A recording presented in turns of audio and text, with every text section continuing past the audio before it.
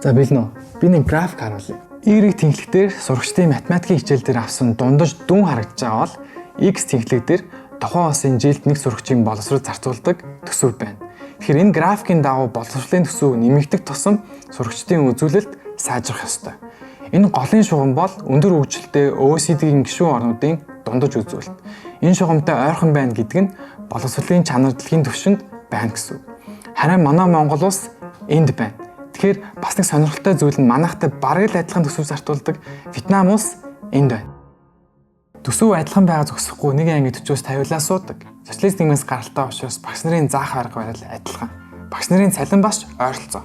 Вьетнамын нийт хүн амын 17 орчим хувийг сурагч нар бүрдүүлдэг бол энэ тоо манад 20 орчим хувьтай байдаг. Тэгэхээр яагаад ийм адилхан мөртлөө Вьетнамын боловсролын чанар манайхаас илүү байгаа юм бэ гэдгийг би судалсан. Тэгээ хоёр шалтгаан болсон. Эхнийх нь Монгол улсын үндсэн хуулинд Монгол улсын иргэн бүр сурч боловсрох хэрэгтэй гэж заасан байдаг.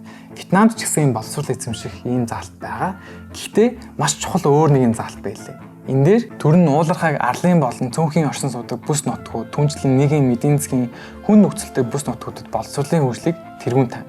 Мөн хүмүүсийн ажил эрхлэлд хөгжлийг дэмжиж, хөгжлийн бэрхшээлтэй болон санхүүгийн бэрхшээлтэй иргэдийн боловсрол мэрэгжлийн сургалтанд хангагдах таатай нөхцөлийг бүрдүүлнэ. Ийм нарийн заасан байгааз харин манай үндсэн хуулинд ганцхан л өгүүлбэр. Энэ хуулийн дагуу Вьетнамын арал дээр байгаа сурагч нар хүртэл хотод байгаа сурагч нартай адилхан хэмжээний стандартын боловсролыг эзэмших боломж нь бүрдсэн байна. Гэтэл Монголын алхтан суунд байдаг сурагч болон хотод байдаг сурагч хоёрын авдаг боловсрол тэнгэр газар шиг л байдаг. За хоёрдугаарт нь PISA үнэлгээгээр Монгол сурагчдын унших чадвар дэлхийн 81 орноос 65 дугаар байранд орсон.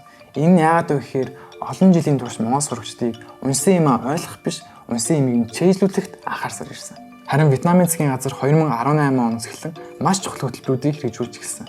Тэрний үеийнхээ сурагчид зайлшгүй асуудал шийдэх болон critical thinking буюу нухацтай сэтгэлийн ур чадваруудыг зайлшгүй эзэмших шаардлагатай гэж үзсэн. Мэдээж ийм хөтөлбөр хэрэгжүүлэхэд багш нар бол маш чухал үүрэг гүйцэтгэн. Тэгэхээр багш нарыг өмнөх социалист сэтгэлгээс нь салгаж шинэ хөтөлбөрт нь тасан зохицоход туслах зорилгоор маш олон сургалтуудад хамруулсан. Энэ хөтөлбөрүүдээр сурагч нар юу олж авсан бэ гэхээр нэгдүгээр асуудлыг шийдэх юмсыг олон талаас харахад суралцсан. Хоёрдугаарт алдаанаасаа суралцаж, алдгаас айхгүй болоод суралцсан. Гуравдугаарт хариуцлагад суралцсан гэмчлэн олон боловсролын суур чадваруудад суралцсан байлаа. Нэмээд бас нэг сонирхолтой зүйл нь юу байсан бэ гэхээр социалист орон мөртлөө сурагчдыг хүссэн хичээлээ сонгон суралцах тэр боломжийг нь нээж өгсөн. Тэгэхээр Вьетнамд ийм хоёр том чухал ажлуудыг хэрэгжүүлсэн байна. Харин манай боловсролын системд маш олон асуудал байгааг сурагч нар, багш нар, эцэг эхчүүд бүгдээрээ бид нар мэдж байгаа. 13 жилийн дотор манай улсын нийт ерөнхий боловсролын сурагчдын тоо 55%-аар өссөн байгаа. Нийт сургуулийн тоо ердөө 15%-аар л өссөн. Тэгэхээр 10 жилийн өмнөхтэй харьцуулахад сайн сургуульд хүүхдээ өгнө гэдэг нь бүр хэд дахин илүү өрсөлдөөнтэй болсон. За манай боловсролын салбарт байгаа бас нэг том асуудал юу вэ гэхээр хот хөдөөгийн боловсролын тэгш бус байдал байна. Тэгэхээр жил болгон энэ тэгш бус байдал маань яшийн оноогоор илэрч гарч идэг.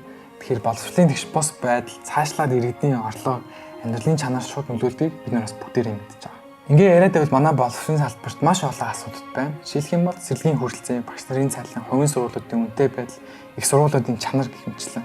Тэгэхээр энэ олон асуудлуудыг бид нэр цаашлаад шийдэх, сайжруулах шаардлагатай.